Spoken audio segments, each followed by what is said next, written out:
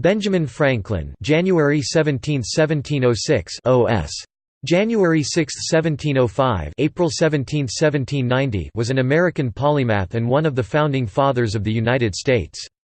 Franklin was a leading author, printer, political theorist, politician, Freemason, postmaster, scientist, inventor, humorist, civic activist, statesman, and diplomat. As a scientist, he was a major figure in the American Enlightenment and the history of physics for his discoveries and theories regarding electricity. As an inventor, he is known for the lightning rod, bifocals, and the Franklin stove, among other inventions. He founded many civic organizations, including the Library Company, Philadelphia's first fire department, and the University of Pennsylvania. Franklin earned the title of the First American for his early and indefatigable campaigning for colonial unity, initially as an author and spokesman in London for several colonies. As the first United States ambassador to France, he exemplified the emerging American nation. Franklin was foundational in defining the American ethos as a marriage of the practical values of thrift, hard work, education, community spirit, self-governing institutions, and opposition to authoritarianism both political and religious, with the scientific and tolerant values of the Enlightenment. In the words of historian Henry Steele Commager, "In a Franklin could be merged the virtues of Puritanism without its defects, the illumination of the Enlightenment without its heat."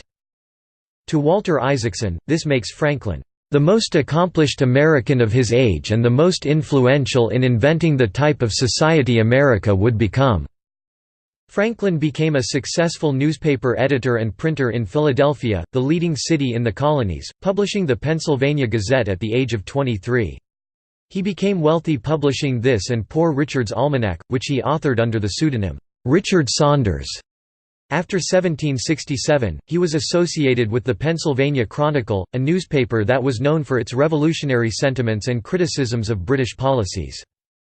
He pioneered and was first president of Academy and College of Philadelphia, which opened in 1751 and later became the University of Pennsylvania.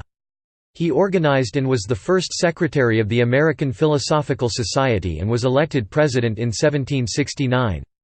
Franklin became a national hero in America as an agent for several colonies when he spearheaded an effort in London to have the Parliament of Great Britain repeal the unpopular Stamp Act.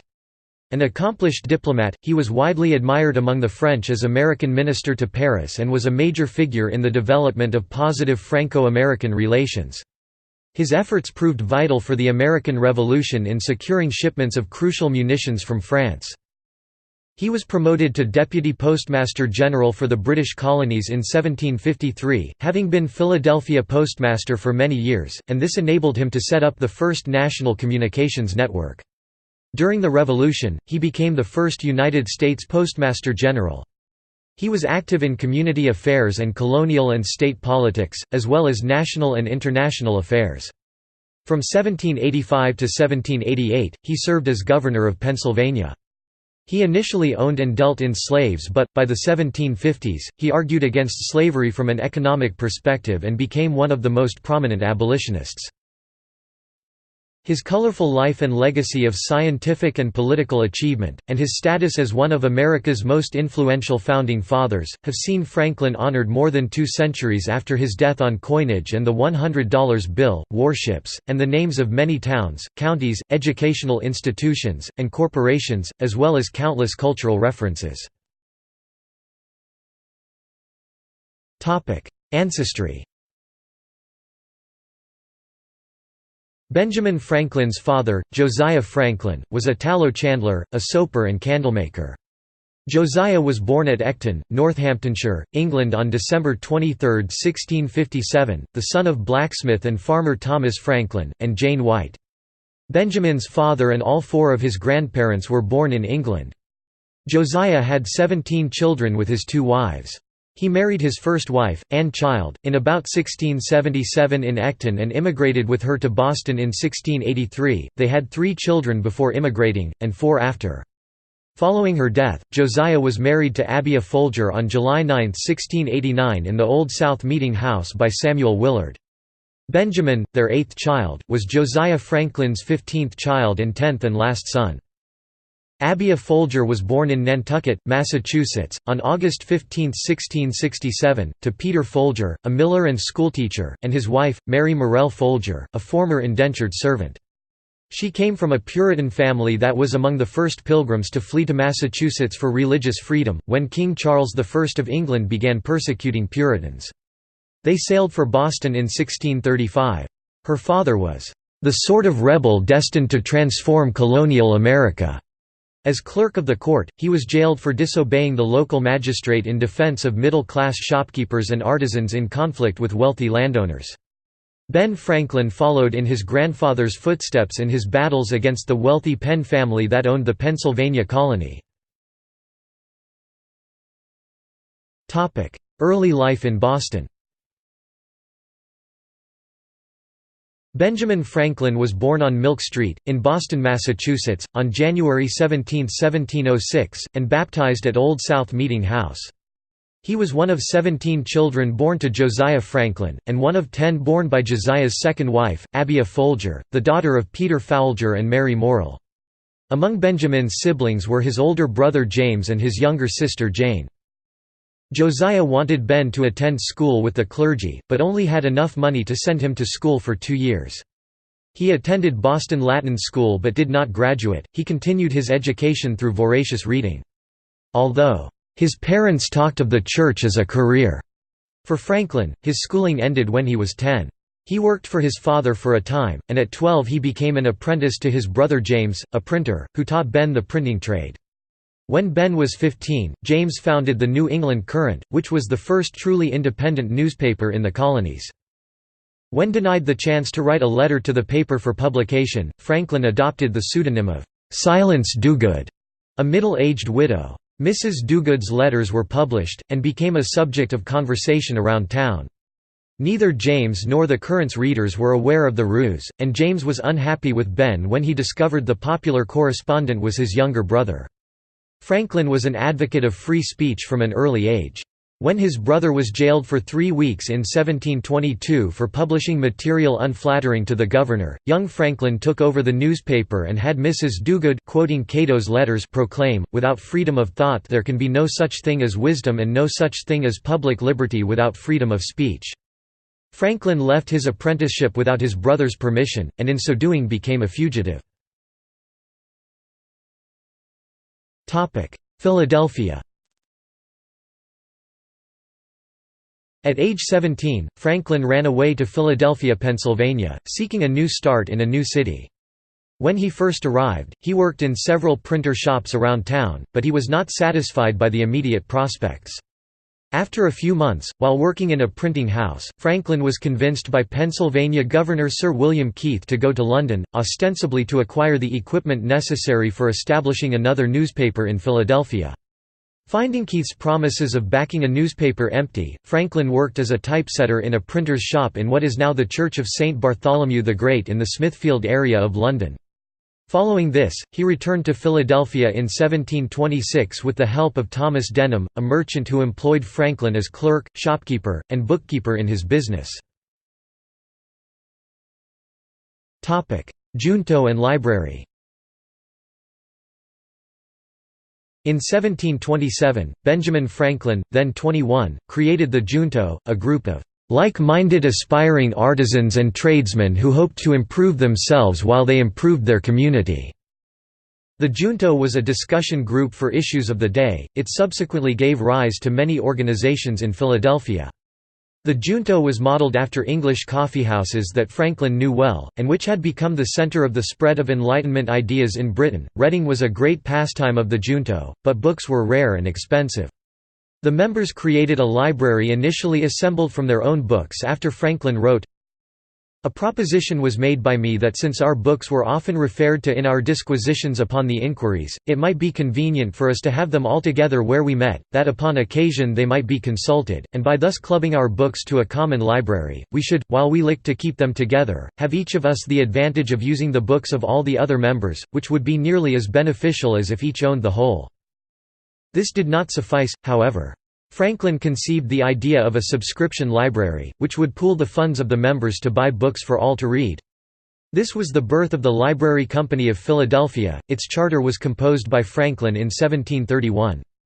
In 1732, Franklin hired the first American librarian, Louis Timothy. The Library Company is now a great scholarly and research library. Newspaperman. Upon Denham's death, Franklin returned to his former trade. In 1728, Franklin had set up a printing house in partnership with Hugh Meredith. The following year he became the publisher of a newspaper called the Pennsylvania Gazette. The Gazette gave Franklin a forum for agitation about a variety of local reforms and initiatives through printed essays and observations. Over time, his commentary, and his adroit cultivation of a positive image as an industrious and intellectual young man, earned him a great deal of social respect. But even after Franklin had achieved fame as a scientist and statesman, he habitually signed his letters with the unpretentious B. Franklin, printer. In 1732, Ben Franklin published the first German-language newspaper in America, Die Philadelphische Zeitung, although it failed after only 1 year, because 4 other newly founded German papers quickly dominated the newspaper market. Franklin printed Moravian religious books in German. Franklin often visited Bethlehem, Pennsylvania, staying at the Moravian Sun Inn. In a 1751 pamphlet on demographic growth and its implications for the colonies, he called the Pennsylvania Germans, "Palatine boors," who could never acquire the "complexion" of the English settlers, and referred to "blacks and tawnies" as weakening the social structure of the colonies. Although Franklin apparently reconsidered shortly thereafter, and the phrases were omitted from all later printings of the pamphlet, his views may have played a role in his political defeat in 1764. Franklin saw the printing press as a device to instruct colonial Americans in moral virtue. In Benjamin Franklin's Journalism, Ralph Frosca argues he saw this as a service to God, because he understood moral virtue in terms of actions, thus, doing good provides a service to God. Despite his own moral lapses, Franklin saw himself as uniquely qualified to instruct Americans in morality. He tried to influence American moral life through construction of a printing network based on a chain of partnerships from the Carolinas to New England. Franklin thereby invented the first newspaper chain. It was more than a business venture, for like many publishers since, he believed that the press had a public service duty. When Franklin established himself in Philadelphia, shortly before 1730, the town boasted 2 "wretched little" news sheets, Andrew Bradford's The American Weekly Mercury, and Samuel Keimer's Universal Instructor in All Arts and Sciences, and Pennsylvania Gazette. This instruction in all arts and sciences consisted of weekly extracts from Chambers's Universal Dictionary. Franklin quickly did away with all this when he took over the Instructor and made it the Pennsylvania Gazette. The Gazette soon became Franklin's characteristic organ, which he freely used for satire, for the play of his wit, even for sheer excess of mischief or of fun. From the first, he had a way of adapting his models to his own uses. The series of essays called, "The Busy Body", which he wrote for Bradford's American Mercury in 1729, followed the general Addisonian form, already modified to suit homelier conditions. The thrifty Patience, in her busy little shop, complaining of the useless visitors who waste her valuable time, is related to the ladies who address Mr. Spectator. The busy body himself is a true censor morum, as Isaac Bickerstaff had been in the Tatler. And a number of the fictitious characters, Ridentius, Eugenius, Cato, and Critico, represent traditional 18th-century classicism. Even this Franklin could use for contemporary satire, since Critico, the "sower philosopher", is evidently a portrait of Franklin's rival, Samuel Keimer. The Pennsylvania Gazette, like most other newspapers of the period, was often poorly printed. Franklin was busy with 100 matters outside of his printing office, and never seriously attempted to raise the mechanical standards of his trade. Nor did he ever properly edit or collate the chance medley of stale items that passed for news in the Gazette. His influence on the practical side of journalism was minimal. On the other hand, his advertisements of books show his very great interest in popularizing secular literature. Undoubtedly his paper contributed to the broader culture that distinguished Pennsylvania from her neighbors before the Revolution. Like many publishers, Franklin built up a book shop in his printing office. He took the opportunity to read new books before selling them. Franklin had mixed success in his plan to establish an intercolonial network of newspapers that would produce a profit for him and disseminate virtue. He began in Charleston, South Carolina, in 1731. After the second editor died, his widow Elizabeth Timothy took over and made it a success, 1738–46. She was one of the colonial era's first woman printers. For 3 decades Franklin maintained a close business relationship with her and her son Peter, who took over in 1746. The Gazette had a policy of impartiality in political debates, while creating the opportunity for public debate, which encouraged others to challenge authority. Editor Peter Timothy avoided blandness and crude bias, and after 1765 increasingly took a patriotic stand in the growing crisis with Great Britain. However, Franklin's Connecticut Gazette 1755–68 proved unsuccessful. Freemasonry. In 1730 or 1731, Franklin was initiated into the local Masonic lodge. He became a Grand Master in 1734, indicating his rapid rise to prominence in Pennsylvania. The same year, he edited and published the first Masonic book in the Americas, a reprint of James Anderson's Constitutions of the Freemasons. He was the secretary of St. John's Lodge in Philadelphia from 1735 to 1738. Franklin remained a Freemason for the rest of his life. Common law marriage to Deborah Reed. At age 17 in 1723, Franklin proposed to 15-year-old Deborah Reed while a boarder in the Reed home. At that time, Reed's mother was wary of allowing her young daughter to marry Franklin, who was on his way to London at Governor Sir William Keith's request, and also because of his financial instability. Her own husband had recently died, and she declined Franklin's request to marry her daughter. While Franklin was in London, his trip was extended, and there were problems with Sir William's promises of support. Perhaps because of the circumstances of this delay, Deborah married a man named John Rogers. This proved to be a regrettable decision. Rogers shortly avoided his debts and prosecution by fleeing to Barbados with her dowry, leaving her behind. Rogers's fate was unknown, and because of bigamy laws, Deborah was not free to remarry. Franklin established a common law marriage with Deborah Reed on September 1, 1730. They took in Franklin's recently acknowledged young illegitimate son William and raised him in their household. They had 2 children together. Their son, Francis Folger Franklin, was born in October 1732 and died of smallpox in 1736. Their daughter, Sarah Sally Franklin, was born in 1743 and grew up to marry Richard Batch, have 7 children, and look after her father in his old age.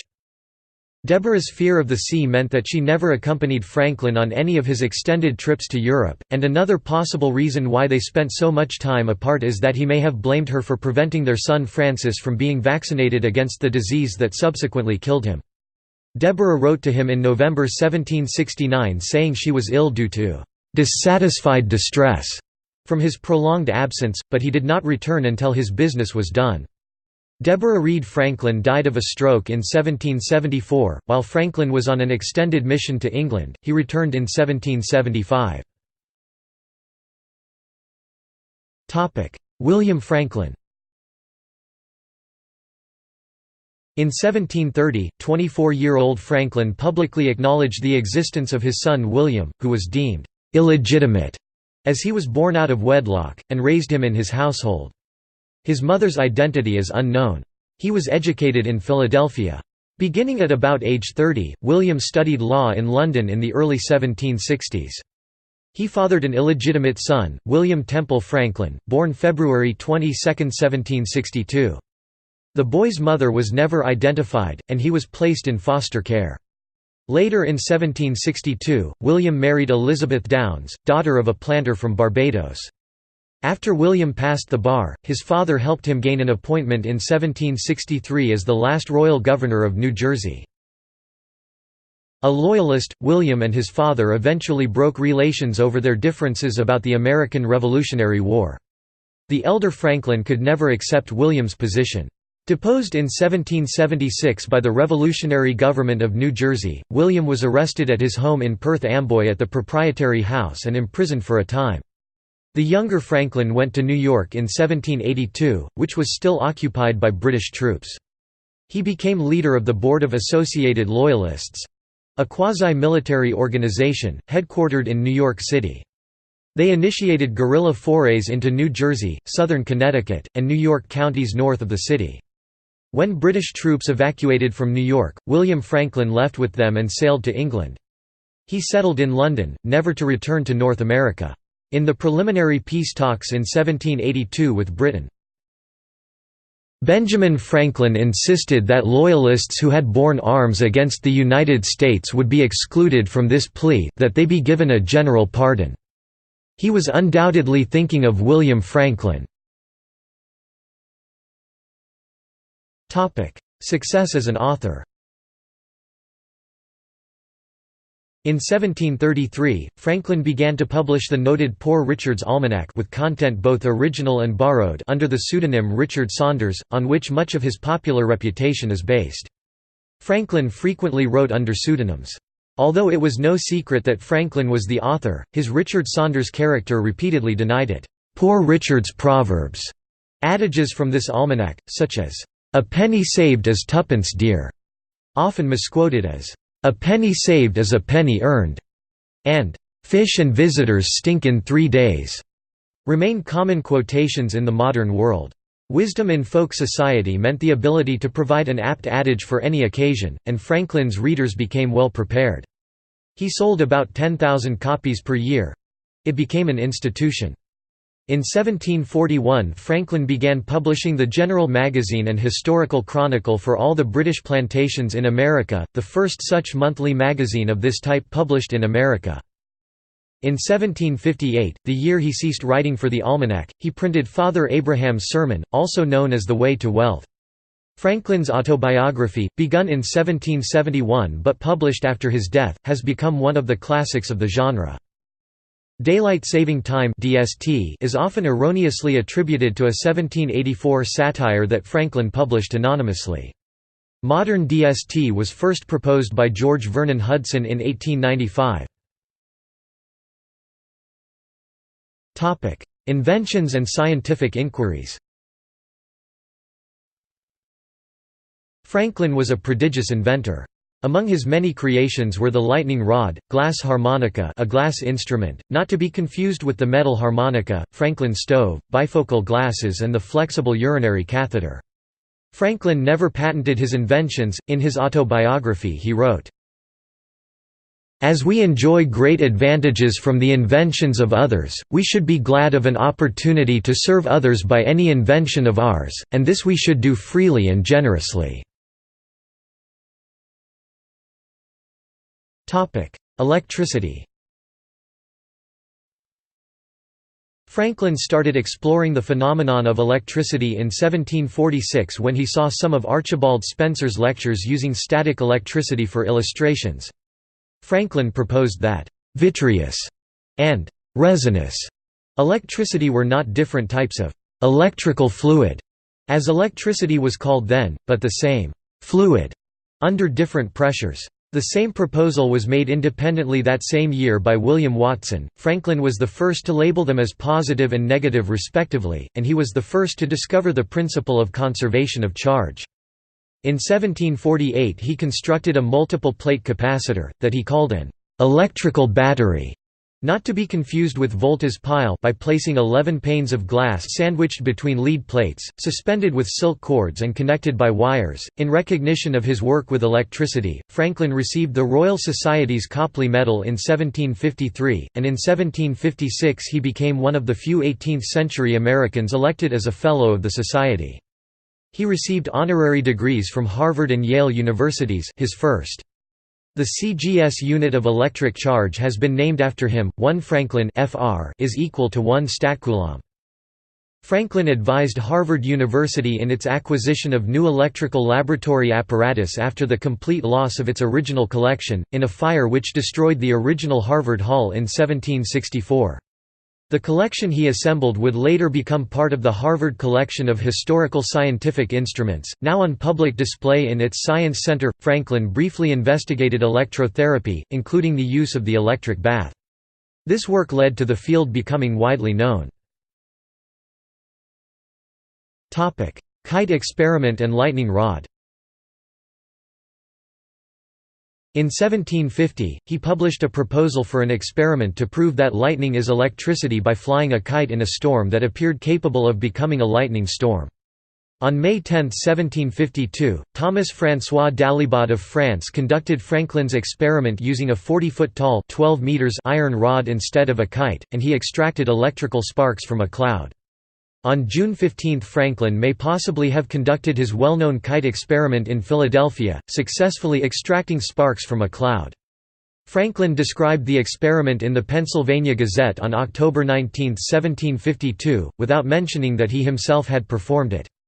This account was read to the Royal Society on December 21 and printed as such in the Philosophical Transactions. Joseph Priestley published an account with additional details in his 1767 History and Present Status of Electricity. Franklin was careful to stand on an insulator, keeping dry under a roof to avoid the danger of electric shock. Others, such as Professor. Georg Wilhelm Richmann in Russia, were indeed electrocuted in performing lightning experiments during the months immediately following Franklin's experiment. In his writings, Franklin indicates that he was aware of the dangers and offered alternative ways to demonstrate that lightning was electrical, as shown by his use of the concept of electrical ground. Franklin did not perform this experiment in the way that is often pictured in popular literature, flying the kite and waiting to be struck by lightning, as it would have been dangerous. Instead he used the kite to collect some electric charge from a storm cloud, showing that lightning was electrical.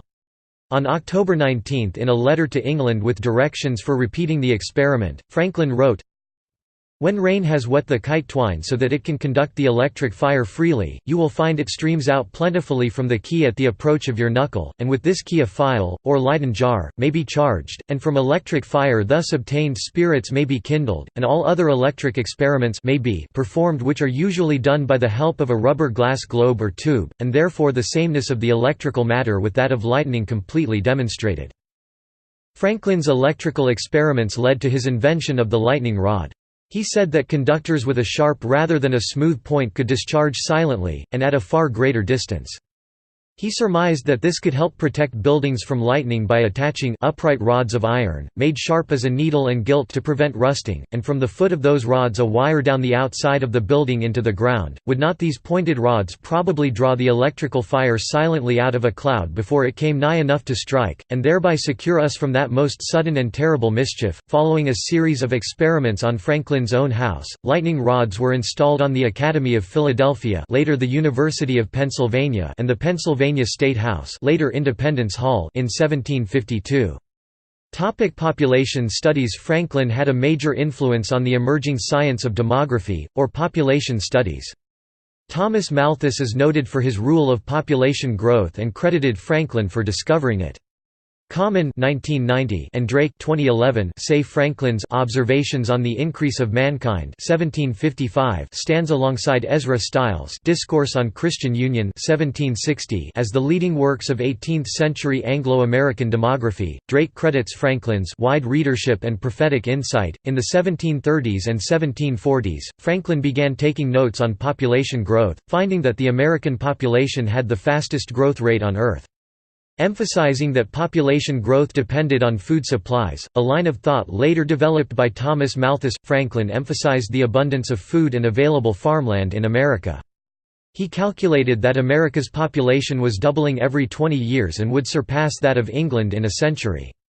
In 1751, he drafted Observations Concerning the Increase of Mankind, Peopling of Countries, and c. 4 years later, it was anonymously printed in Boston, and it was quickly reproduced in Britain, where it influenced the economist Adam Smith and later the demographer Thomas Malthus.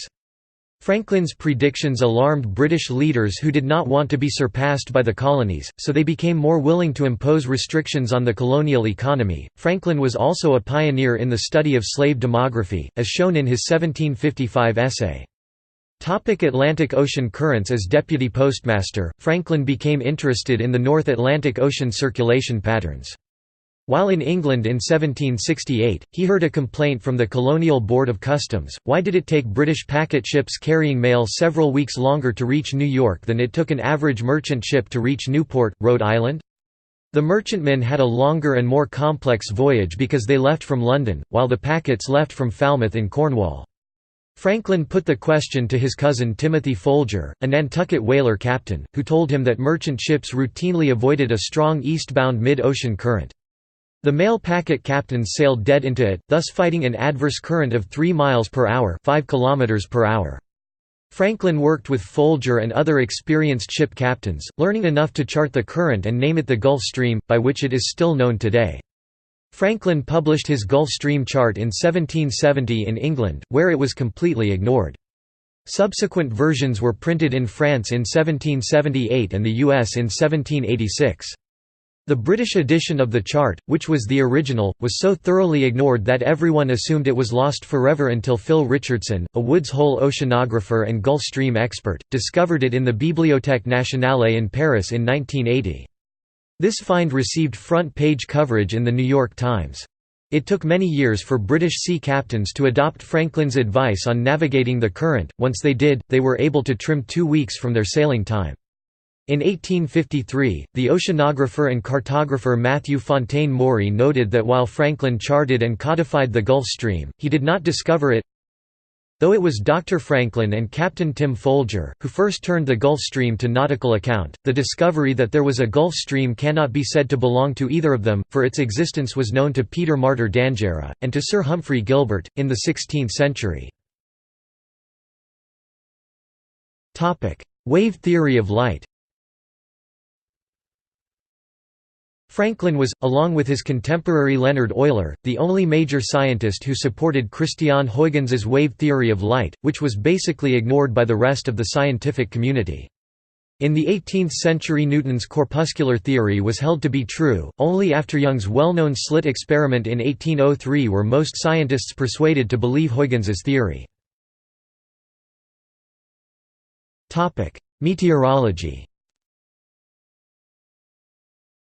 On October 21, 1743, according to popular myth, a storm moving from the southwest denied Franklin the opportunity of witnessing a lunar eclipse. Franklin was said to have noted that the prevailing winds were actually from the northeast, contrary to what he had expected.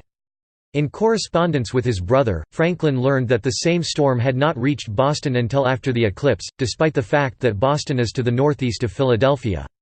He deduced that storms do not always travel in the direction of the prevailing wind, a concept that greatly influenced meteorology. After the Icelandic volcanic eruption of Laki in 1783, and the subsequent harsh European winter of 1784, Franklin made observations connecting the causal nature of these two separate events. He wrote about them in a lecture series. Traction kiting. Though Benjamin Franklin has been most noted kite-wise with his lightning experiments, he has also been noted by many for his using kites to pull humans and ships across waterways. The George Pocock in the book A Treatise on the Aeropleustic Art, or Navigation in the Air, by means of kites, or buoyant sails, noted being inspired by Benjamin Franklin's traction of his body by kite power across a waterway. In his later years he suggested using the technique for pulling ships. Concept of cooling. Franklin noted a principle of refrigeration by observing that on a very hot day, he stayed cooler in a wet shirt in a breeze than he did in a dry one. To understand this phenomenon more clearly, Franklin conducted experiments. In 1758, on a warm day in Cambridge, England, Franklin and fellow scientist John Hadley experimented by continually wetting the ball of a mercury thermometer with ether and using bellows to evaporate the ether. With each subsequent evaporation, the thermometer read a lower temperature, eventually reaching 7 degrees Fahrenheit (-14 degrees Celsius). Another thermometer showed that the room temperature was constant at 65 degrees Fahrenheit (18 degrees Celsius). In his letter Cooling by Evaporation, Franklin noted that, "One may see the possibility of freezing a man to death on a warm summer's day." Temperature's effect on electrical conductivity. According to Michael Faraday, Franklin's experiments on the non-conduction of ice are worth mentioning, although the law of the general effect of liquefaction on electrolytes is not attributed to Franklin. However, as reported in 1836 by Professor.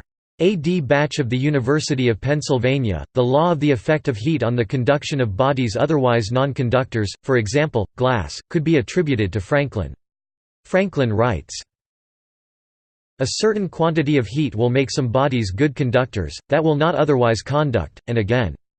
And water, though naturally a good conductor, will not conduct well when frozen into ice." Oceanography findings and aging. Franklin accumulated all his oceanographic findings in Maritime Observations, published by the Philosophical Society's Transactions in 1786. It contained ideas for sea anchors, catamaran hulls, watertight compartments, shipboard lightning rods and a soup bowl designed to stay stable in stormy weather.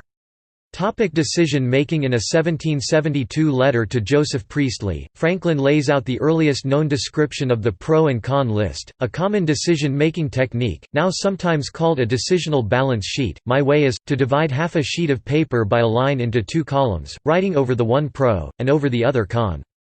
Then during 3 or 4 days' consideration I put down under the different heads short hints of the different motives that at different times occur to me for or against the measure.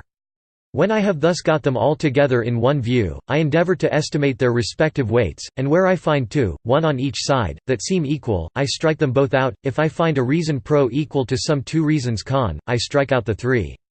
If I judge some 2 reasons con equal to some 3 reasons pro, I strike out the 5, and thus proceeding I find at length where the balance lies, and if after a day or 2 of farther consideration nothing new that is of importance occurs on either side, I come to a determination accordingly." Oil on water. While traveling on a ship, Franklin had observed that the wake of a ship was diminished when the cooks scuttled their greasy water. He studied the effects on a large pond in Clapham Common, London. "I fetched out a cruet of oil and dropped a little of it on the water, though not more than a teaspoonful, produced an instant calm over a space of several yards square." He later used the trick to calm the waters by carrying a little oil in the hollow joint of my cane. Musical endeavors. Franklin is known to have played the violin, the harp, and the guitar. He also composed music, notably a string quartet in early classical style. While he was in London, he developed a much improved version of the glass harmonica, in which the glasses rotate on a shaft, with the player's fingers held steady, instead of the other way around. He worked with the London glassblower Charles James to create it, and instruments based on his mechanical versions soon found their way to other parts of Europe. Joseph Haydn, a fan of Franklin's enlightened ideas, had a glass harmonica in his instrument collection. Beethoven wrote a sonata for the glass harmonica. Chess. Franklin was an avid chess player. He was playing chess by around 1733, making him the first chess player known by name in the American colonies. His essay on The Morals of Chess in Columbian Magazine in December 1786 is the second known writing on chess in America. This essay in praise of chess and prescribing a code of behavior for the game has been widely reprinted and translated. He and a friend also used chess as a means of learning the Italian language, which both were studying. The winner of each game between them had the right to assign a task, such as parts of the Italian grammar to be learned by heart, to be performed by the loser before their next meeting. Franklin was able to play chess more frequently against stronger opposition during his many years as a civil servant and diplomat in England, where the game was far better established than in America. He was able to improve his playing standard by facing more experienced players during this period.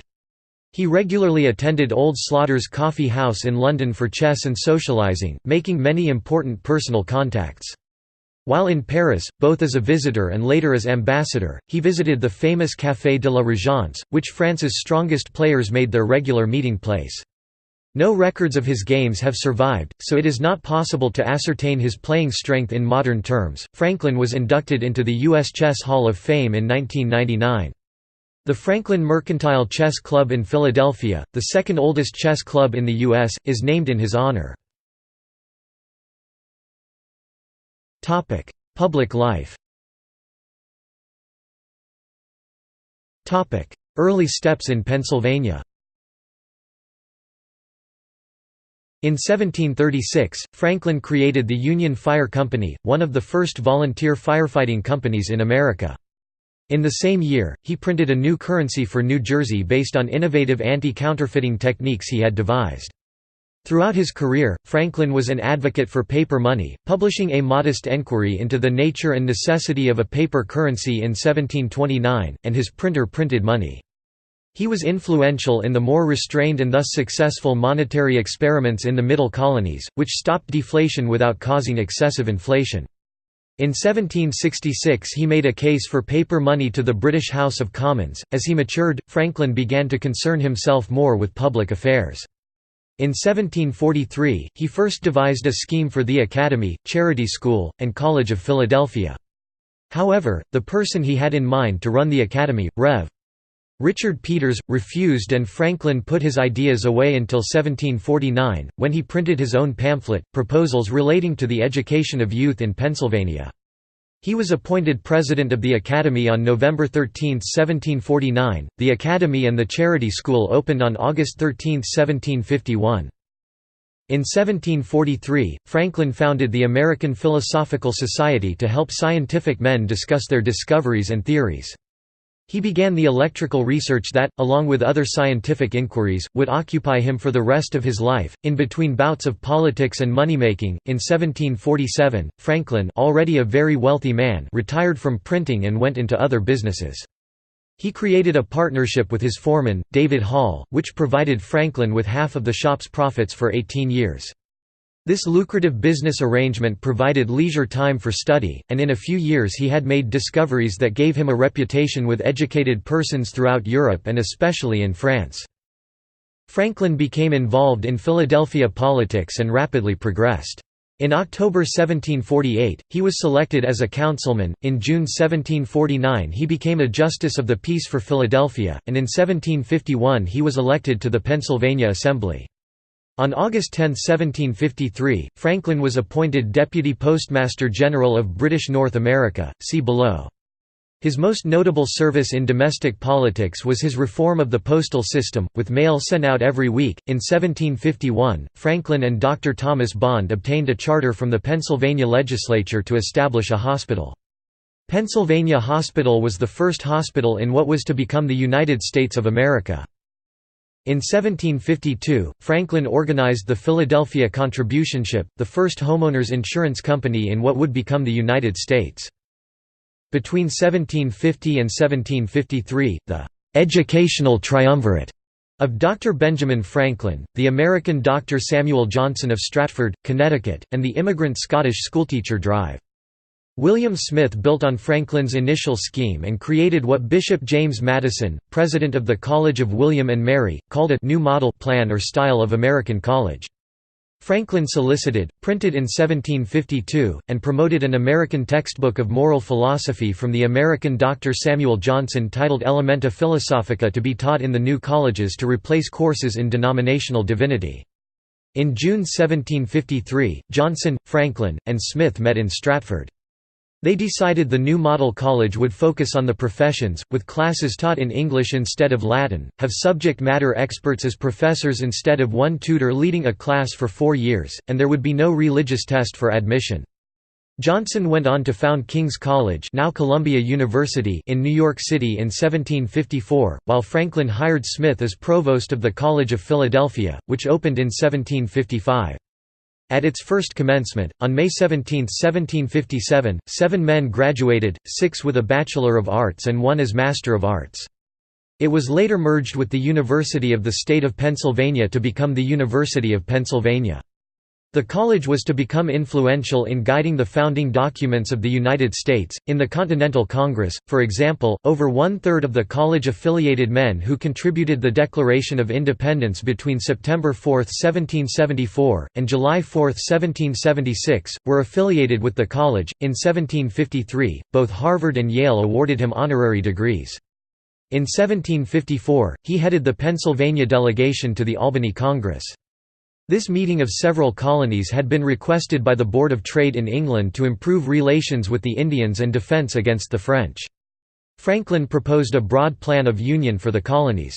While the plan was not adopted, elements of it found their way into the Articles of Confederation and the Constitution. In 1756, Franklin received an honorary Master of Arts degree from the College of William and Mary. Later in 1756, Franklin organized the Pennsylvania Militia, see Associated Regiment of Philadelphia, under heading of Pennsylvania's 103rd Artillery and 111th Infantry Regiment at Continental Army. He used Tun Tavern as a gathering place to recruit a regiment of soldiers to go into battle against the Native American uprisings that beset the American colonies. Reportedly, Franklin was elected colonel of the Associated Regiment but declined the honor. Decades in London. From the mid-1750s to the mid-1770s, Franklin spent much of his time in London. Officially he was there on a political mission, but he used his time to further his scientific explorations as well, meeting many notable people. In 1757, he was sent to England by the Pennsylvania Assembly as a colonial agent to protest against the political influence of the Penn family, the proprietors of the colony. He remained there for 5 years, striving to end the proprietors' prerogative to overturn legislation from the elected assembly, and their exemption from paying taxes on their land. His lack of influential allies in Whitehall led to the failure of this mission. At this time, many members of the Pennsylvania Assembly were feuding with William Penn's heirs, who controlled the colony as proprietors. After his return to the colony, Franklin led the anti-proprietary party in the struggle against the Penn family, and was elected Speaker of the Pennsylvania House in May 1764. His call for a change from proprietary to royal government was a rare political miscalculation. However, Pennsylvanians worried that such a move would endanger their political and religious freedoms. Because of these fears, and because of political attacks on his character, Franklin lost his seat in the October 1764 Assembly elections. The anti-proprietary party dispatched Franklin to England again to continue the struggle against the Penn family proprietorship. During this trip, events drastically changed the nature of his mission. In London, Franklin opposed the 1765 Stamp Act. Unable to prevent its passage, he made another political miscalculation and recommended a friend to the post of stamp distributor for Pennsylvania. Pennsylvanians were outraged, believing that he had supported the measure all along, and threatened to destroy his home in Philadelphia. Franklin soon learned of the extent of colonial resistance to the Stamp Act, and he testified during the House of Commons proceedings that led to its repeal. With this, Franklin suddenly emerged as the leading spokesman for American interests in England. He wrote popular essays on behalf of the colonies. Georgia, New Jersey, and Massachusetts also appointed him as their agent to the Crown. Franklin lodged in a house in Craven Street, just off the Strand in central London.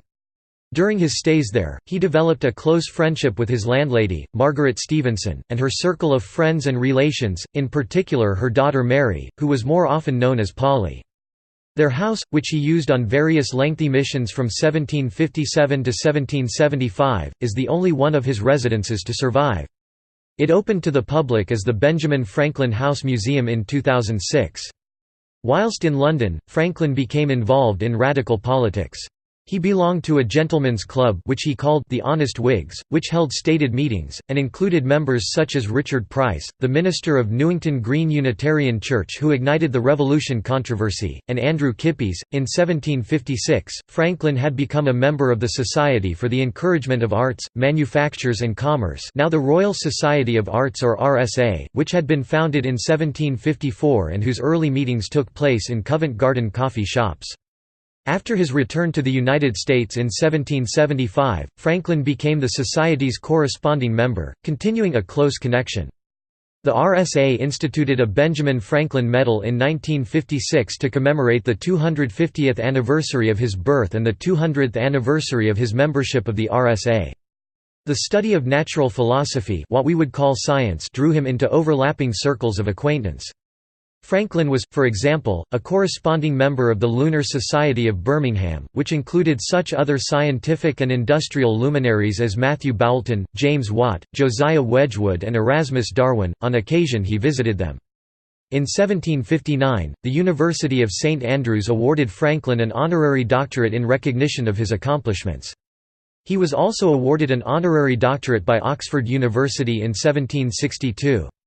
Because of these honors, Franklin was often addressed as Dr. Franklin. Franklin also managed to secure an appointed post for his illegitimate son, William Franklin, by then an attorney, as colonial governor of New Jersey. While living in London in 1768, he developed a phonetic alphabet in a scheme for a new alphabet and a reformed mode of spelling. This reformed alphabet discarded 6 letters Franklin regarded as redundant C, J, Q, W, X, and Y, and substituted 6 new letters for sounds he felt lacked letters of their own. This alphabet never caught on, and he eventually lost interest. Travels around Britain and Ireland. Franklin used London as a base to travel. In 1771, he made short journeys through different parts of England, staying with Joseph Priestley at Leeds, Thomas Percival at Manchester and Erasmus Darwin at Lichfield. In Scotland, he spent 5 days with Lord Kames near Stirling and stayed for 3 weeks with David Hume in Edinburgh. In 1759, he visited Edinburgh with his son, and recalled his conversations there as, "the densest happiness of my life." In February 1759, the University of St Andrews awarded him an honorary Doctor of Laws degree. From then he was known as Dr. Franklin.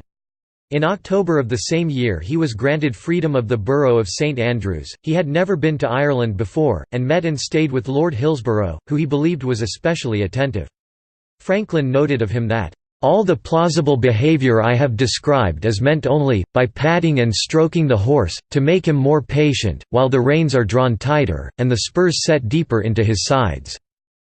In Dublin, Franklin was invited to sit with the members of the Irish Parliament rather than in the gallery.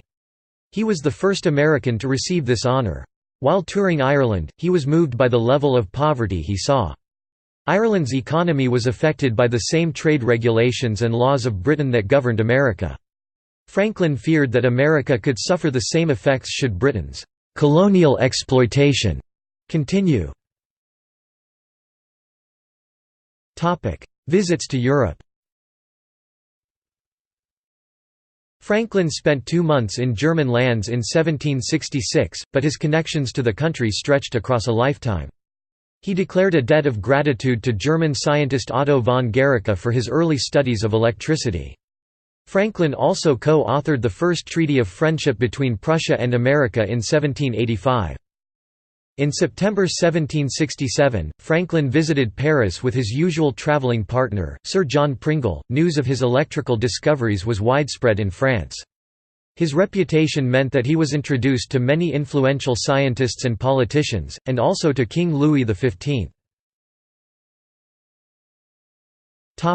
Defending the American cause.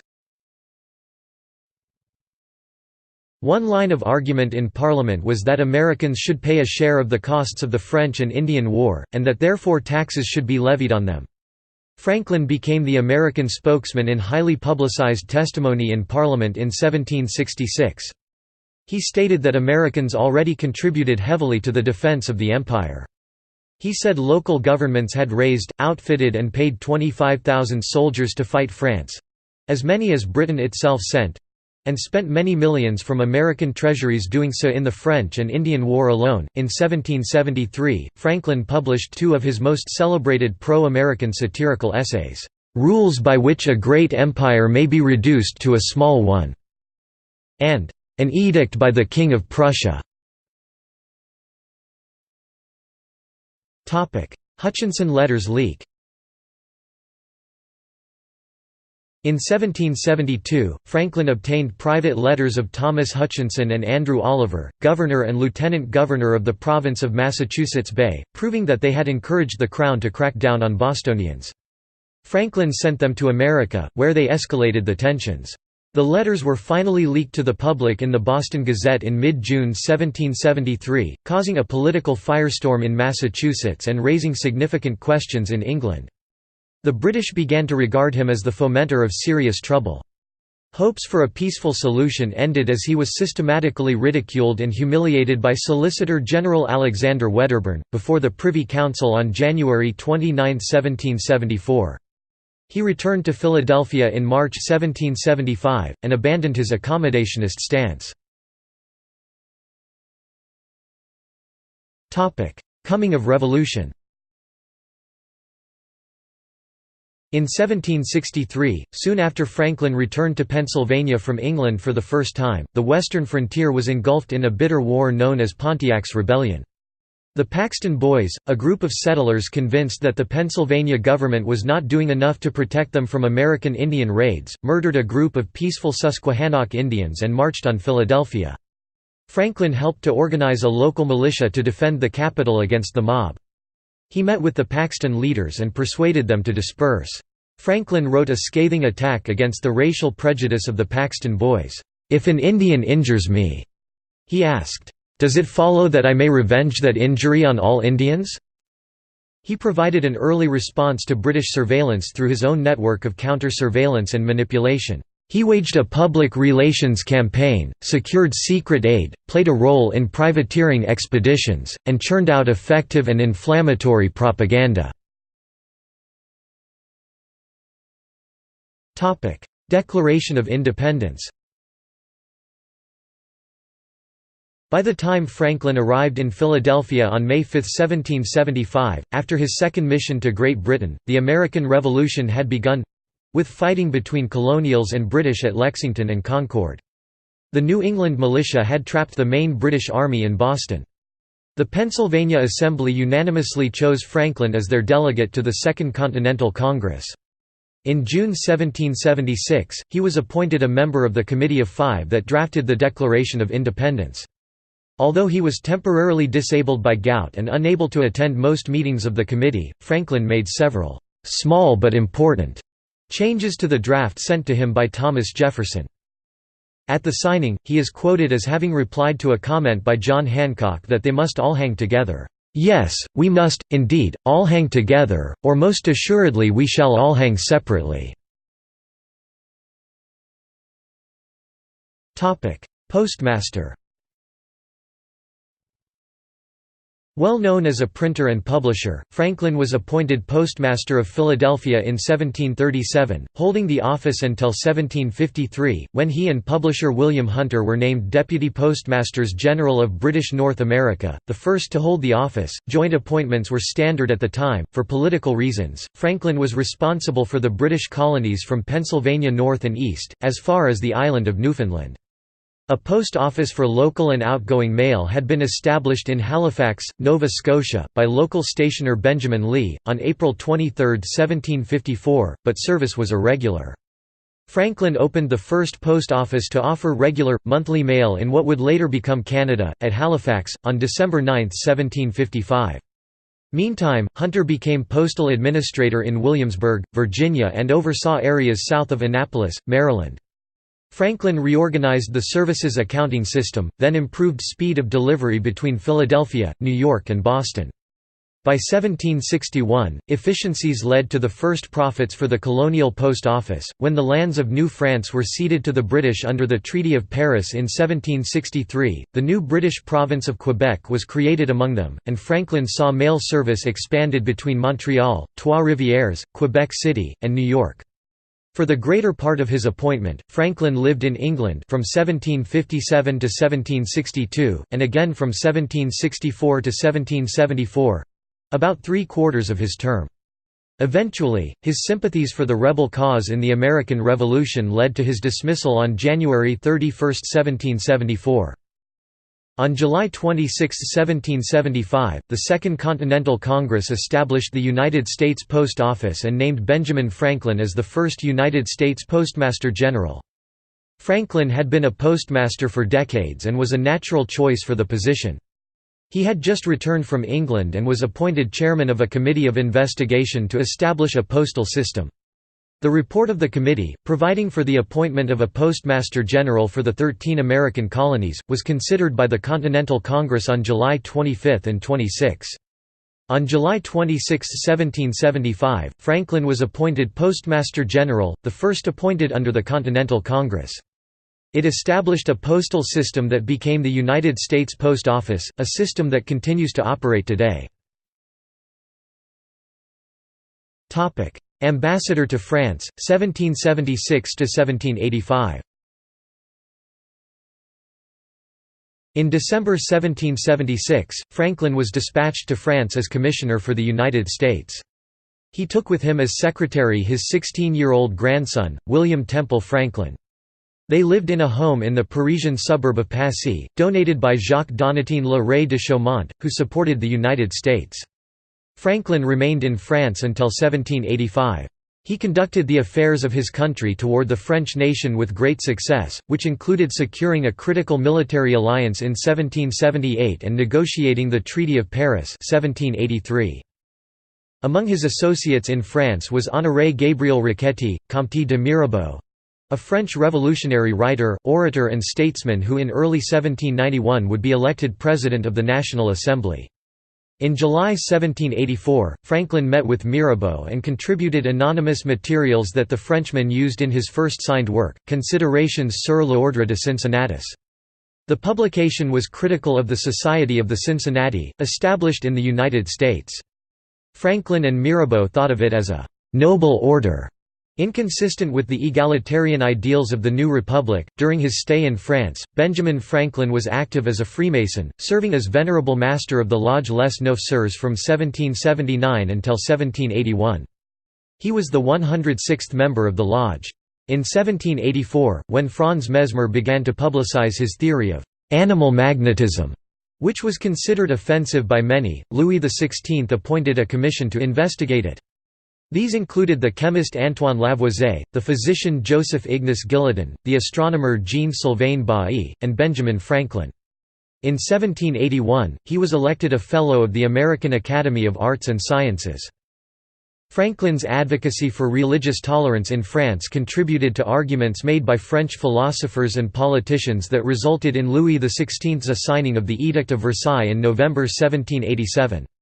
This edict effectively nullified the Edict of Fontainebleau, which had denied non-Catholics civil status and the right to openly practice their faith. Franklin also served as American minister to Sweden, although he never visited that country. He negotiated a treaty that was signed in April 1783.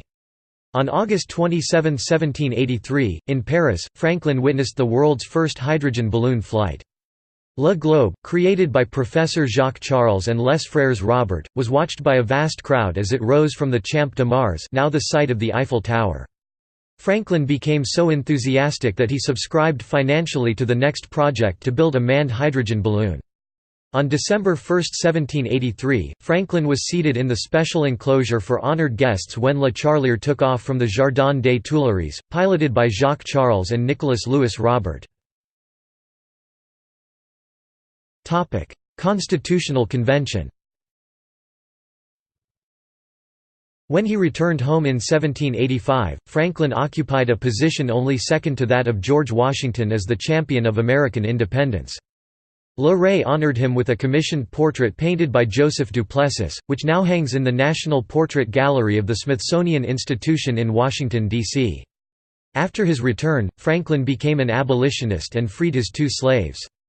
He eventually became president of the Pennsylvania Abolition Society. In 1787, Franklin served as a delegate to the Philadelphia Convention. He held an honorary position and seldom engaged in debate.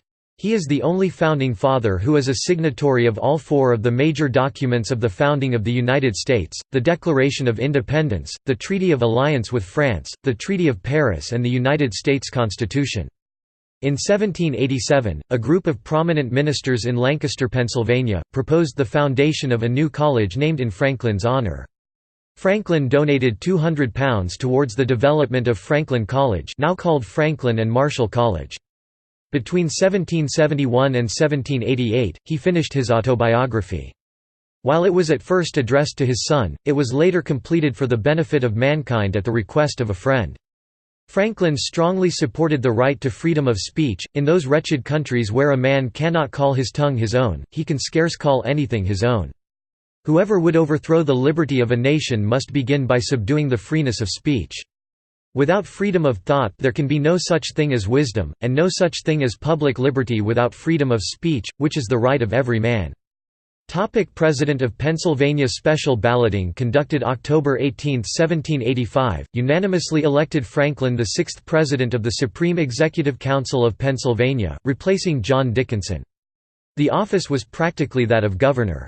Franklin held that office for slightly over 3 years, longer than any other, and served the constitutional limit of 3 full terms. Shortly after his initial election he was re-elected to a full term on October 29, 1785, and again in the fall of 1786 and on October 31, 1787. In that capacity he served as host to the Constitutional Convention of 1787 in Philadelphia. Virtue, religion, and personal beliefs. Like the other advocates of republicanism, Franklin emphasized that the new republic could survive only if the people were virtuous. All his life he explored the role of civic and personal virtue, as expressed in Poor Richard's aphorisms. Franklin felt that organized religion was necessary to keep men good to their fellow men, but rarely attended religious services himself. When Franklin met Voltaire in Paris and asked his fellow member of the Enlightenment vanguard to bless his grandson, Voltaire said in English, "God and liberty," and added, "This is the only appropriate benediction for the grandson of Monsieur Franklin." Franklin's parents were both pious Puritans. The family attended the Old South Church, the most liberal Puritan congregation in Boston, where Benjamin Franklin was baptized in 1706. Franklin's father, a poor chandler, owned a copy of a book, Bonifacius, Essays to Do Good, by the Puritan preacher and family friend Cotton Mather, which Franklin often cited as a key influence on his life. Franklin's first pen name, Silence Dogood, paid homage both to the book and to a widely known sermon by Mather.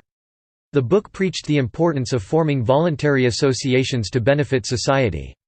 Franklin learned about forming do-good associations from Cotton Mather, but his organizational skills made him the most influential force in making voluntarism an enduring part of the American ethos. Franklin formulated a presentation of his beliefs and published it in 1728. It did not mention many of the Puritan ideas regarding salvation, the divinity of Jesus, or indeed much religious dogma. He clarified himself as a deist in his 1771 autobiography, although still considered himself a Christian. He retained a strong faith in a God as the wellspring of morality and goodness in man, and as a providential actor in history responsible for American independence. It was Ben Franklin who, at a critical impasse during the Constitutional Convention in June 1787, attempted to introduce the practice of daily common prayer with these words: "In the beginning of the contest with G. Britain, when we were sensible of danger we had daily prayer in this room for the divine protection. Our prayers, sir, were heard, and they were graciously answered. All of us who were engaged in the struggle must have observed frequent instances of a superintending providence in our favor. And have we now forgotten that powerful friend, or do we imagine that we no longer need his assistance? I have lived, sir, a long time, and the longer I live, the more convincing proofs I see of this truth, that God governs in the affairs of men. And if a sparrow cannot fall to the ground without his notice, is it probable that an empire can rise without his aid? We have been assured, sir, in the sacred writings that, 'Except the Lord build they labor in vain that build it.' I firmly believe this, and I also believe that without his concurring aid we shall succeed in this political building no better than the builders of Babel. I therefore beg leave to move, that henceforth prayers imploring the assistance of heaven, and its blessings on our deliberations, be held in this assembly every morning before we proceed to business, and that one or more of the clergy of this city be requested to officiate in that service." The motion met with resistance and was never brought to a vote. Franklin was an enthusiastic supporter of the evangelical minister George Whitefield during the First Great Awakening. Franklin did not subscribe to Whitefield's theology, but he admired Whitefield for exhorting people to worship God through good works. Franklin published all of Whitefield's sermons and journals, thereby earning a lot of money and boosting the Great Awakening. When he stopped attending church, Franklin wrote in his autobiography, "Sunday being my studying day, I never was without some religious principles. I never doubted, for instance, the existence of the Deity, that He made the world, and governed it by His providence, that the most acceptable service of God was the doing good to man, that our souls are immortal, and that all crime will be punished, and virtue rewarded, either here or hereafter." Franklin retained a lifelong commitment to the Puritan virtues and political values he had grown up with, and through his civic work and publishing, he succeeded in passing these values into the American culture permanently. He had a passion for virtue. These Puritan values included his devotion to egalitarianism, education, industry, thrift, honesty, temperance, charity, and community spirit. The classical authors read in the Enlightenment period taught an abstract ideal of republican government based on hierarchical social orders of king, aristocracy, and commoners. It was widely believed that English liberties relied on their balance of power, but also hierarchical deference to the privileged class. Puritanism and the epidemic evangelism of the mid-18th century, had created challenges to the traditional notions of social stratification. By preaching that the Bible taught all men are equal, that the true value of a man lies in his moral behavior, not his class, and that all men can be saved. Franklin, steeped in Puritanism and an enthusiastic supporter of the evangelical movement, rejected the salvation dogma, but embraced the radical notion of egalitarian democracy. Franklin's commitment to teach these values was itself something he gained from his Puritan upbringing, with its stress on inculcating virtue and character in themselves and their communities. These Puritan values and the desire to pass them on, were one of Franklin's quintessentially American characteristics, and helped shape the character of the nation. Franklin's writings on virtue were derided by some European authors, such as Jacob Fugger in his critical work Portrait of American Culture. Max Weber considered Franklin's ethical writings a culmination of the Protestant ethic, which ethic created the social conditions necessary for the birth of capitalism. One of Franklin's notable characteristics was his respect, tolerance, and promotion of all churches. Referring to his experience in Philadelphia, he wrote in his autobiography, "New places of worship were continually wanted, and generally erected by voluntary contribution. My mite for such purpose, whatever might be the sect, was never refused." He helped create a new type of nation that would draw strength from its religious pluralism. The evangelical revivalists who were active mid-century, such as Franklin's friend and preacher, George Whitefield, were the greatest advocates of religious freedom, claiming liberty of conscience to be an inalienable right of every rational creature. Whitefield's supporters in Philadelphia, including Franklin, erected a large, new hall, that could provide a pulpit to anyone of any belief. Franklin's rejection of dogma and doctrine and his stress on the God of ethics and morality and civic virtue made him the prophet of tolerance. Franklin composed a parable against persecution, an apocryphal 51st chapter of Genesis in which God teaches Abraham the duty of tolerance. While he was living in London in 1774, he was present at the birth of British Unitarianism, attending the inaugural session of the Essex Street Chapel, at which Theophilus Lindsey drew together the first avowedly Unitarian congregation in England. This was somewhat politically risky, and pushed religious tolerance to new boundaries, as a denial of the doctrine of the Trinity was illegal until the 1813 Act.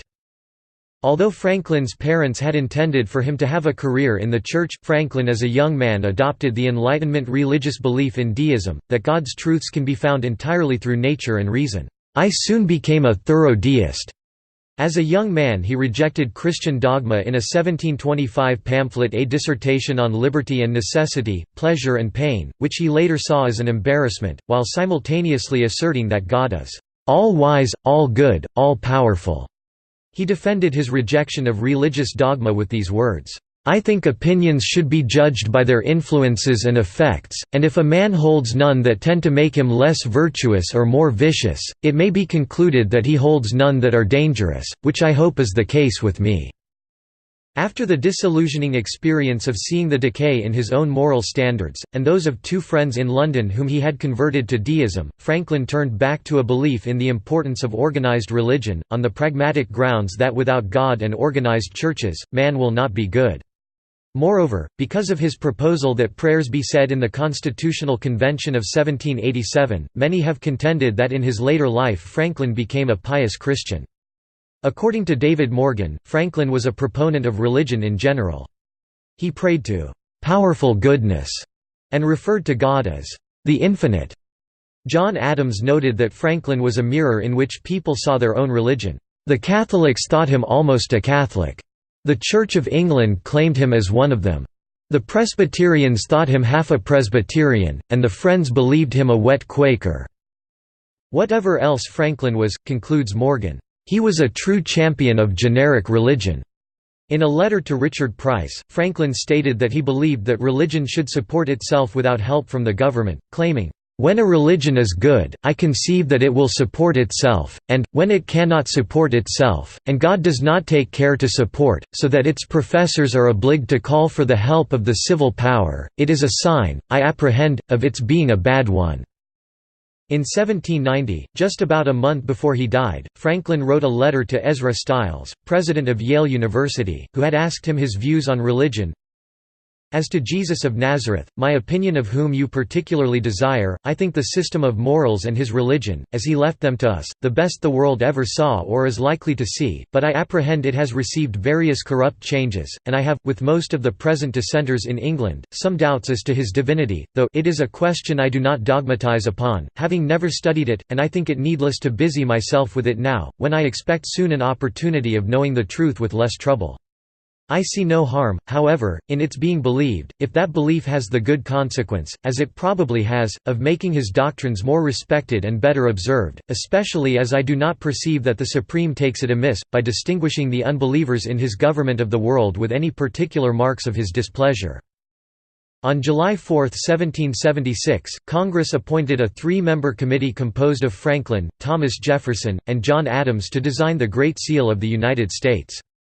Franklin's proposal, which was not adopted, featured the motto, "Rebellion to tyrants is obedience to God," and a scene from the Book of Exodus, with Moses, the Israelites, the pillar of fire, and George III depicted as Pharaoh. The design that was produced was never acted upon by Congress, and the Great Seal's design was not finalized until a third committee was appointed in 1782. 13 Virtues. Franklin sought to cultivate his character by a plan of 13 virtues, which he developed at age 20 in 1726 and continued to practice in some form for the rest of his life. His autobiography lists his 13 virtues as temperance. Eat not to dullness, drink not to elevation. Silence. Speak not but what may benefit others or yourself, avoid trifling conversation. Order. Let all your things have their places, let each part of your business have its time. Resolution. Resolve to perform what you ought, perform without fail what you resolve. Frugality. Make no expense but to do good to others or yourself, i.e., waste nothing. Industry. Lose no time, be always employed in something useful, cut off all unnecessary actions. Sincerity. Use no hurtful deceit, think innocently and justly, and, if you speak, speak accordingly. Justice. Wrong none by doing injuries, or omitting the benefits that are your duty. Moderation. Avoid extremes, forbear resenting injuries so much as you think they deserve. Cleanliness. Tolerate no uncleanliness in body, clothes, or habitation. Tranquility. Be not disturbed at trifles, or at accidents common or unavoidable. Chastity. Rarely use venery but for health or offspring, never to dullness, weakness, or the injury of your own or another's peace or reputation. Humility. Imitate Jesus and Socrates. Franklin did not try to work on them all at once. Instead, he would work on one and only one each week, leaving all others to their ordinary chance. While Franklin did not live completely by his virtues, and by his own admission he fell short of them many times, he believed the attempt made him a better man, contributing greatly to his success and happiness, which is why in his autobiography, he devoted more pages to this plan than to any other single point. In his autobiography Franklin wrote, "I hope, therefore, that some of my descendants may follow the example and reap the benefit." Slavery. Franklin owned as many as 7 slaves, 2 males who worked in his household and his shop. Franklin posted paid ads for the sale of slaves and for the capture of runaway slaves and allowed the sale of slaves in his general store. Franklin profited from both the international and domestic slave trade, even criticizing slaves who had run off to join the British Army during the colonial wars of the 1740s and 1750s. Franklin, however, later became a cautious abolitionist and became an outspoken critic of landed gentry slavery. In 1758, Franklin advocated the opening of a school for the education of black slaves in Philadelphia. Franklin took 2 slaves to England with him, Peter and King left his service there in 1756. By 1758 he was working for a lady in Suffolk, Whether Franklin could have compelled King's return is open to doubt in the light of earlier English common law decisions and the subsequent case of Shanley v. Harvey, but in fact he did not do so. After returning from England in 1762, Franklin became more anti-slavery. By 1770, Franklin had freed his slaves and attacked the system of slavery and the international slave trade. Franklin, however, refused to publicly debate the issue of slavery at the 1787 Constitutional Convention.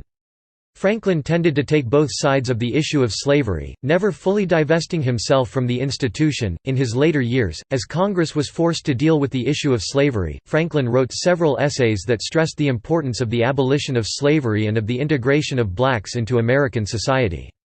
These writings included, An Address to the Public 1789, A Plan for Improving the Condition of the Free Blacks 1789, Sidi Muhammad Ibrahim on the Slave Trade 1790. In 1790, Quakers from New York and Pennsylvania presented their petition for abolition to Congress. Their argument against slavery was backed by the Pennsylvania Abolitionist Society and its president, Benjamin Franklin. Death. Franklin suffered from obesity throughout his middle-aged and later years, which resulted in multiple health problems, particularly gout, which worsened as he aged. In poor health during the signing of the U.S. Constitution in 1787, he was rarely seen in public from then until his death. Benjamin Franklin died from pleuritic attack at his home in Philadelphia on April 17, 1790, at age 84. His death is described in the book The Life of Benjamin Franklin, quoting from the account of Dr. John Jones, when the pain and difficulty of breathing entirely left him, and his family were flattering themselves with the hopes of his recovery, when an imposthume, which had formed itself in his lungs, suddenly burst, and discharged a quantity of matter, which he continued to throw up while he had power, but, as that failed, the organs of respiration became gradually oppressed, a calm, lethargic state succeeded, and on the 17th instant April 1790, about 11 o'clock at night, he quietly expired, closing a long and useful life of 84 years and 3 months. Approximately 20,000 people attended his funeral. He was interred in Christ Church Burial Ground in Philadelphia. In 1728, aged 22, Franklin wrote what he hoped would be his own epitaph, the body of B. Franklin Printer, like the cover of an old book, its contents torn out, and stripped of its lettering and gilding, lies here, food for worms. But the work shall not be wholly lost, for it will, as he believed, appear once more, in a new and more perfect edition, corrected and amended by the author. Franklin's actual grave, however, as he specified in his final will, simply reads Benjamin and Deborah Franklin. Legacy. A signer of both the Declaration of Independence and the Constitution, Franklin is considered one of the founding fathers of the United States. His pervasive influence in the early history of the nation has led to his being jocularly called the only President of the United States who was never President of the United States. Franklin's likeness is ubiquitous.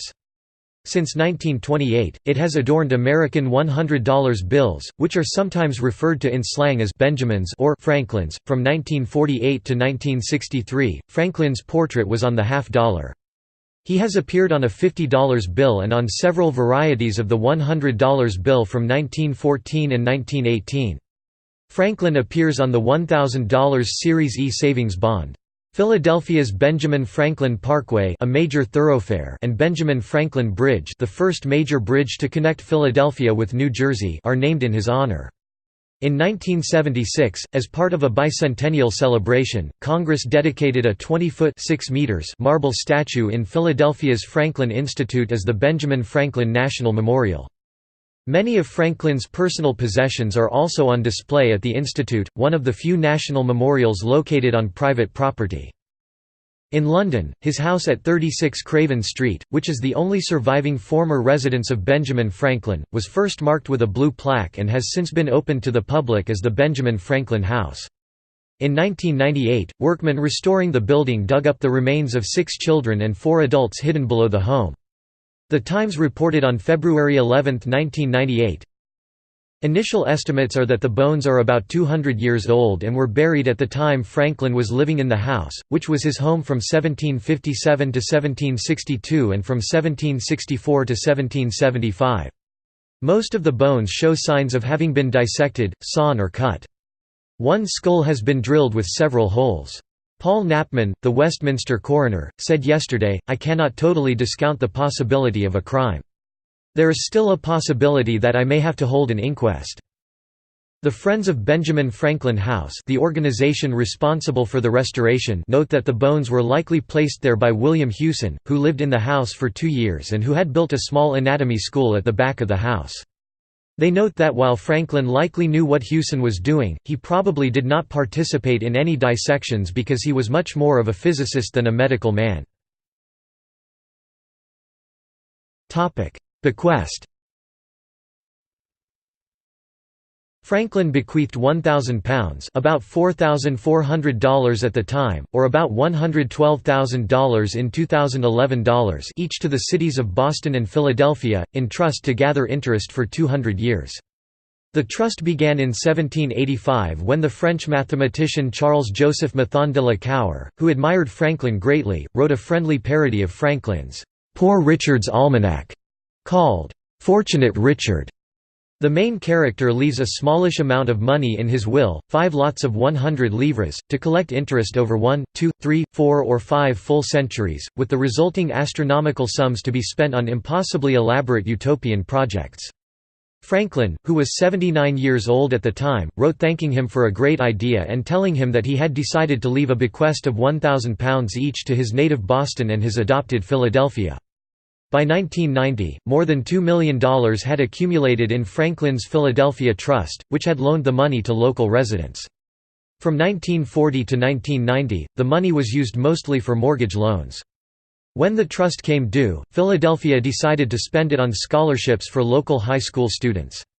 Franklin's Boston Trust Fund accumulated almost $5 million during that same time. At the end of its first 100 years, a portion was allocated to help establish a trade school that became the Franklin Institute of Boston, and the whole fund was later dedicated to supporting this institute.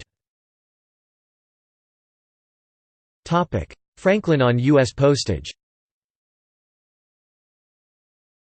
Benjamin Franklin is a prominent figure in American history comparable to Washington, Jefferson and Lincoln, and as such he has been honored on U.S. postage stamps many times. The image of Franklin, the first Postmaster General of the United States, occurs on the face of U.S. postage more than any other notable American save that of George Washington. Franklin appeared on the first U.S. postage stamp displayed above, issued in 1847. From 1908 through 1923 the U.S. Post Office issued a series of postage stamps commonly referred to as the Washington-Franklin issues where, along with George Washington, Franklin was depicted many times over a 14-year period, the longest run of any one series in U.S. postal history. Along with the regular issue stamps, Franklin however only appears on a few commemorative stamps. Some of the finest portrayals of Franklin on record can be found on the engravings inscribed on the face of U.S. postage. Body Ben Advice to a Friend on Choosing a Mistress is a letter written by Benjamin Franklin, dated June 25, 1745, in which Franklin gives advice to a young man about channeling sexual urges. Due to its licentious nature, the letter was not published in collections of Franklin's papers during the 19th century. Federal court decisions from the mid to late 20th century cited the document as a reason for overturning obscenity laws, using it to make a case against censorship. Exhibitions: The Princess and the Patriot, Ekaterina Dashkova, Benjamin Franklin and the Age of Enlightenment exhibition opened in Philadelphia in February 2006 and ran through December 2006. Benjamin Franklin and Dashkova met only once, in Paris in 1781. Franklin was 75, and Dashkova was 37. Franklin invited Dashkova to become the first woman to join the American Philosophical Society. She was the only woman so honored for another 80 years. Later, Dashkova reciprocated by making him the first American member of the Russian Academy of Sciences. Places and things named after Benjamin Franklin. As a founding father of the United States, Franklin's name has been attached to many things. Among these are, the state of Franklin, a short-lived independent state formed during the American Revolutionary War. Counties in at least 16 U.S. states. The Franklin Institute Awards presented by the Franklin Institute for significant contributions in the fields of science and engineering. Several major landmarks in and around Philadelphia, Pennsylvania, Franklin's longtime home, including, Franklin and Marshall College in nearby Lancaster Franklin Field, a football field once home to the Philadelphia Eagles of the National Football League and the home field of the University of Pennsylvania Quakers since 1895, the Benjamin Franklin Bridge across the Delaware River between Philadelphia and Camden, New Jersey. Several U.S. Navy ships have been named the USS Franklin or the USS Bonhomme Richard, the latter being a French translation of his penname, Poor Richard. Two aircraft carriers, USS Franklin (CV-13) and USS Bonhomme Richard (CV-31), were simultaneously in commission and in operation during World War II, and Franklin therefore had the distinction of having two simultaneously operational U.S. Navy warships named in his honor. The French ship Franklin (1797) was also named in Franklin's honor. CMA-CGM Benjamin Franklin, a Chinese-built French-owned explorer-class container ship. See also Benjamin Franklin Portal. References. Further reading. Biographies. Becker, Carl Lotus. Benjamin Franklin, Dictionary of American Biography 1931, Volume 3, with links. Online brands, H.W. The First American, The Life and Times of Benjamin Franklin 2000, ISBN 978-0-385495400. Scholarly biography, online. Free Crane, Vernon W. Benjamin Franklin and a Rising People 1954, short biography by a scholar, online. Free Franklin, Benjamin. The Autobiography of Benjamin Franklin, many editions. Gausted, Edwin S. Benjamin Franklin 2006. doi 10.1093 acprof oso 9780305,357.001.0001. Online. Isaacson, Walter 2003. Benjamin Franklin, An American Life. New York, Simon & Schuster. ISBN 978-0743260848. Popular Biography, online. Free Ketchum, Ralph. Benjamin Franklin 1966-228 pp. Online edition, short biography by scholar LeMay, J. A. Leo. The Life of Benjamin Franklin, scholarly biography, 3 volumes, appeared before the author's death in 2008.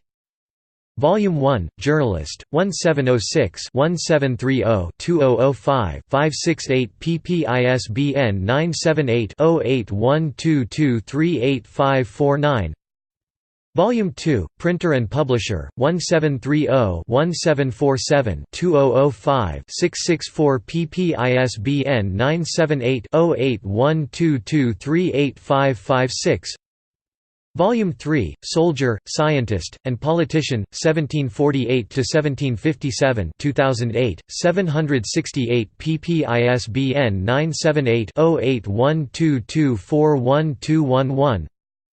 Morgan, Edmund S. Benjamin Franklin 2003, interpretation by leading scholar online. Free. Schiff, Stacy, A Great Improvisation, Franklin, France, and the Birth of America, 2005 Henry Holt. James Sroads, Franklin, The Essential Founding Father, 2002, softcover 2003, Regnery History ISBN 978-0895261632 ISBN 978-0895261045. Van Doren, Carl 1938. Benjamin Franklin. Viking. ISBN 978-1931541855. Pulitzer Prize-winning biography, online. Free. Wood, Gordon. The Americanization of Benjamin Franklin 2005, ISBN 978-0143035282, Intellectual History by leading historian. Wright, Esmond. Franklin of Philadelphia 1986, ISBN 978-0674318106. Scholarly study for young readers. Asimov, Isaac. The Kite That Won the Revolution, a biography for children that focuses on Franklin's scientific and diplomatic contributions. Fleming, Candace. Ben Franklin's Almanac, Being a True Account of the Good Gentleman's Life. Athenaeum, Anne Schwart, 2003, 128 pp. ISBN 978-0689835490. Scholarly Studies. Anderson, Douglas. The Radical Enlightenments of Benjamin Franklin 1997, fresh look at the intellectual roots of Franklin. Buxbaum, M. H., ed. Critical Essays on Benjamin Franklin 1987. Chaplin, Joyce. The First Scientific American, Benjamin Franklin and the Pursuit of Genius, 2007. Cohen, I. Bernard. Benjamin Franklin's Science 1990. Cohen, the leading specialist, has several books on Franklin's science. Connor, Paul W. Poor Richard's Politics 1965 analyzes Franklin's ideas in terms of the Enlightenment and republicanism. Dull, Jonathan. Benjamin Franklin and the American Revolution 2010. Dull, Jonathan. A Diplomatic History of the American Revolution 1985.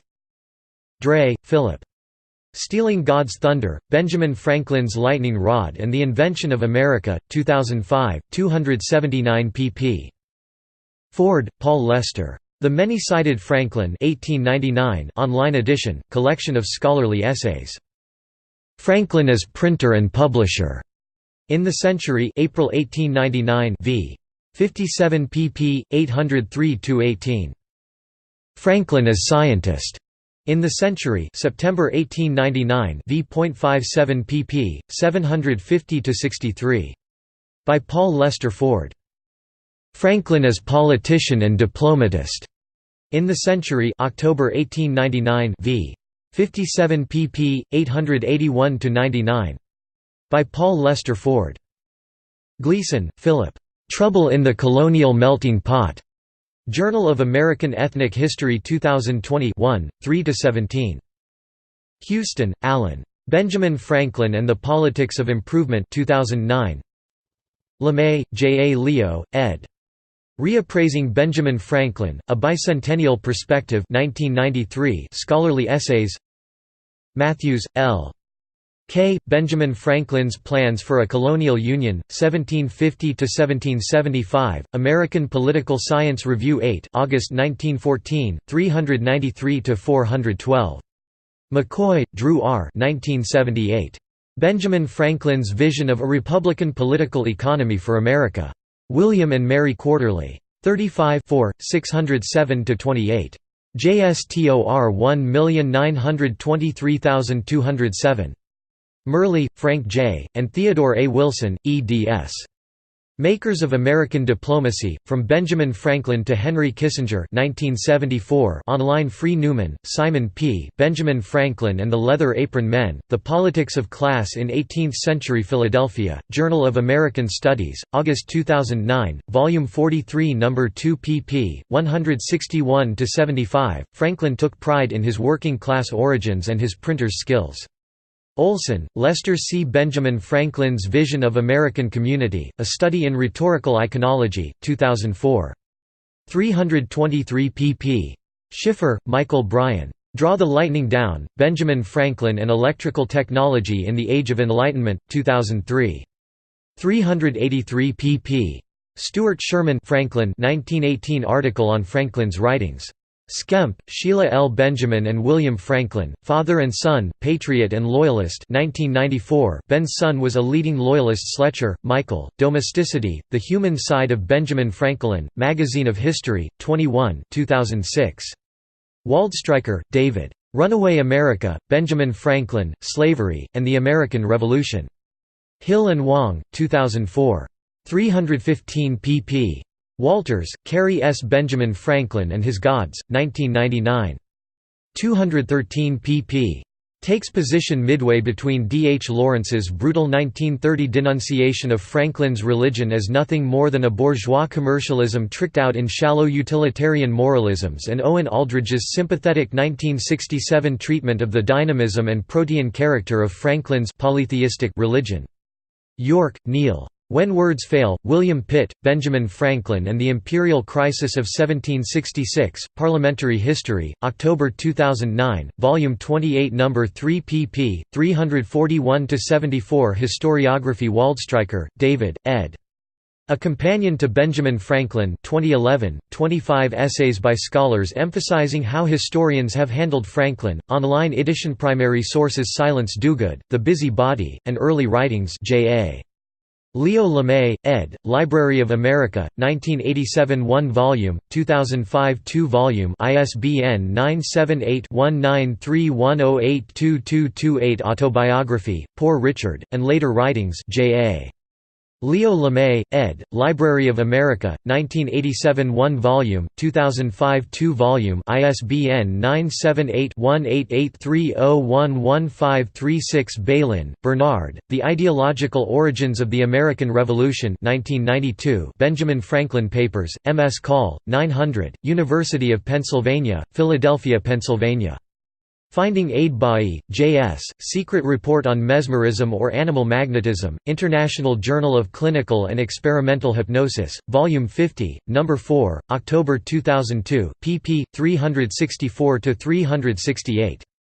doi 10.1080/002071402084101110. Franklin, B., Mageau, M. J., Leroy, J. B., Salin, C. L., Bailly, J. S., Darcet, J., de Bory, G., Guillotin, J. I., and Lavoisier, A. Report of the Commissioners charged by the King with the examination of animal magnetism, International Journal of Clinical and Experimental Hypnosis, Volume 50, No. 4, October 2002, pp. 332–363.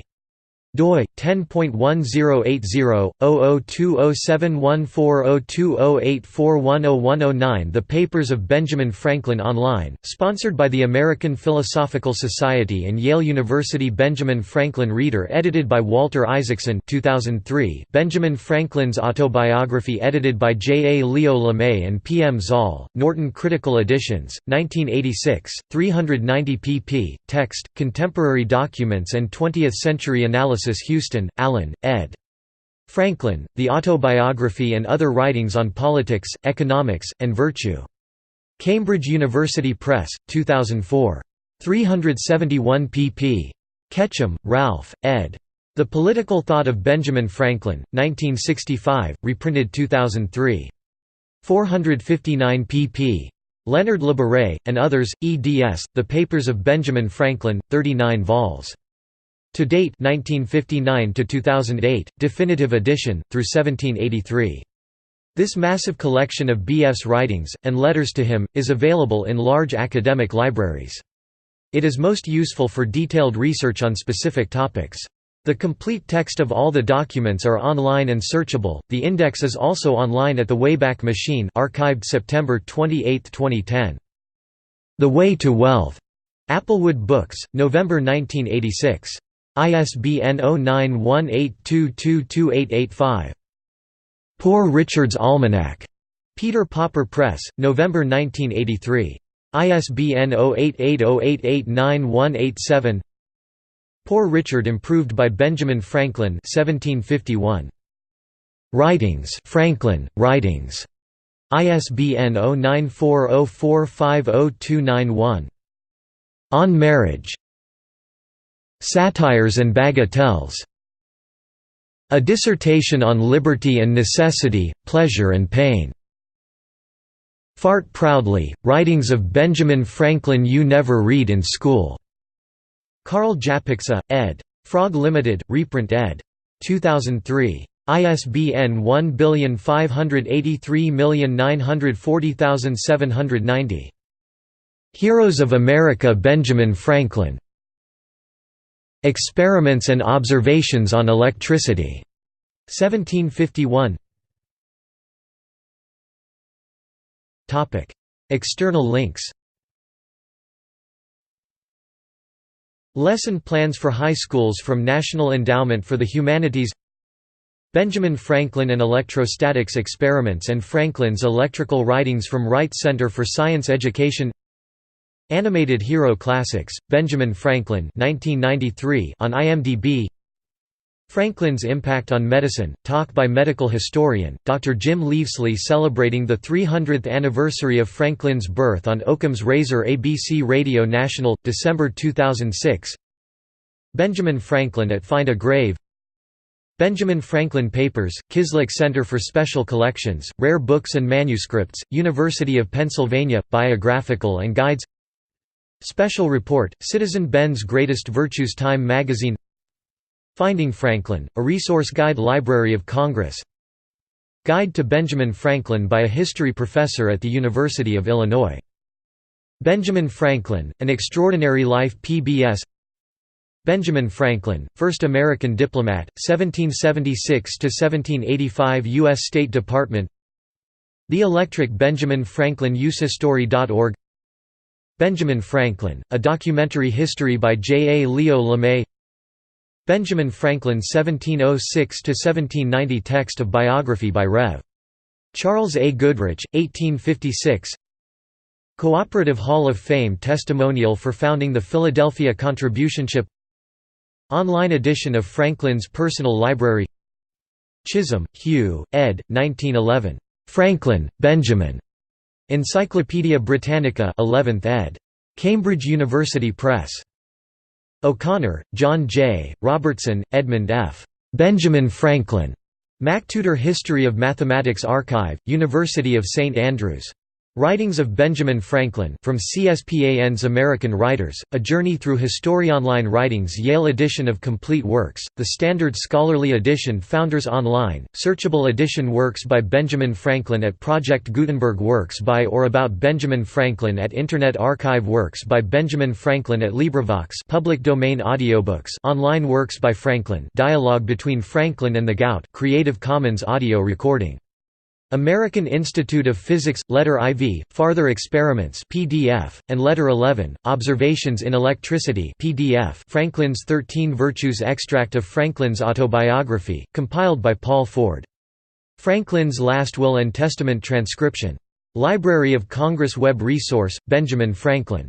In his own words, a Silence Dogood sampler. Selections from Franklin's Silence Dogood writings. Abridgment of the Book of Common Prayer 1773, by Benjamin Franklin and Francis Dashwood, transcribed by Richard Mamona. Autobiography. The Autobiography of Benjamin Franklin. Single-page version, usehistory.org. The Autobiography of Benjamin Franklin from American Studies at the University of Virginia. The Autobiography of Benjamin Franklin at Project Gutenberg. The Autobiography of Benjamin Franklin. LibriVox recording. And the Arts. Benjamin Franklin 300 1706–2006 official website of the Benjamin Franklin Tercentenary.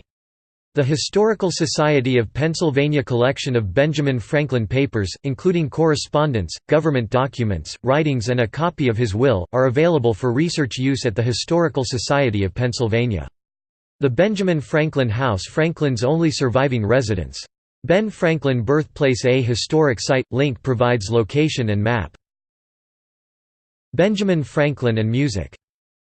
Benjamin Franklin, a poem by Florence Earle Coates.